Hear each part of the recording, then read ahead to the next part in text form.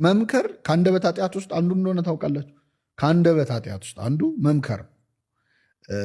አረጋዊ መንፈሳዊ ምከረኝ ሳይሉት የሚመክር ሰው እንደሚሳደብ ሰው ነው ይላል። እና መምከር ውስጥ የበላይነት አለ። እኔ ካንተ እሻላለሁ አለ።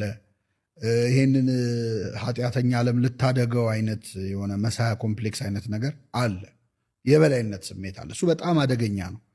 እና ምከር የሚል ስሜትን ስለማቆም ራሱ ማር ይስሐቅ እንዴት በጣም ውብ በሆነ መንገድ ይሄ ይስገስጾ ርእስምነ ምሂር ከመምከር ከማስተማር ይልቅ ራስን መገሰጽ ይሻላል። አይ እኔ ካላስተማርኳቸው እንዴት ይድናሉ ብለህ ሰዎችን ለማዳን የምታስብ ከሆነ መጀመሪያ ነፍስህን አድን፣ ራስህን አድን። እንደውም እኔ ሄጄ ካላስታረቅኳቸው እንዴት ይታረቃሉ የምትል ከሆነ ስጋና ነፍስን ቁጭ አድርጋ አስታርቃቸው መጀመሪያ ይላል። ስለዚህ ይሄ የአርአያነት ወይም ለሌላው ኤግዛምፕል ሴት የማድረግ ክርስትና አደጋው ከሆነ ጊዜ በኋላ የአንተ ክርስትና ትርጉም ያጣና ለሌሎች የምታሳየው ነገር እየበዛ ይመጣል። ከሆነ ጊዜ በኋላ የትኛውን ለነሱ ለማሳየት ብለህ እንዳረከው የትኛውን ከልብ እንዳረከው ራስ መለየት አትችልም። ለሰው ሊታዩ ያለው ጌታ ማለት ነው። እውነት እላችኋለሁ ዋጋቸውን ተቀብለዋል በሚል እና ክፉ ሰውን አንድ ጊዜ ምከረው፣ ከዚያስ 2 ጊዜ ምከረው፣ ከዚያስ 3ኛ ምከረው፣ ከዚያስ ካልተመለሰ ተወው።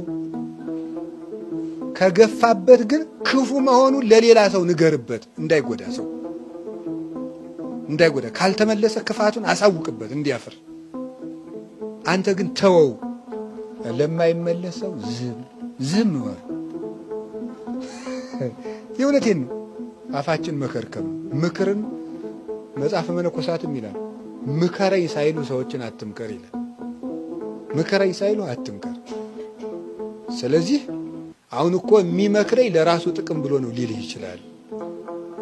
ሁለተኛ ደግሞ የኔን ክብር ወቅልኝ ብሎ ነው የሚመክረኝ ይላል።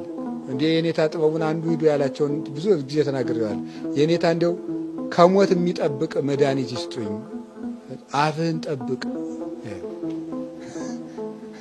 ከሞት የሚጠብቅ መድኃኒት ምንን መጠበቅ ነው? አፍን መጠበቅ ነው። አፉን የጠበቀ ሰው ከሞት ይድናል። አፋችንን ክርክም አድርገን ለሚሰማን እናገር